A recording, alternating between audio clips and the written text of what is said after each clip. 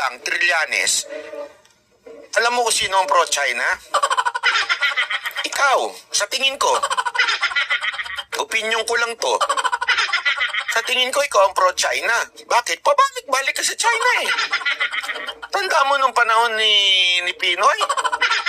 Pabalik-balik ka dun eh. Anong ginawa mo dun? Sige. Diba? Aminado ka naman dyan. That's a public record. Diba? Kaya ka nga nag-walk out kay Enrile.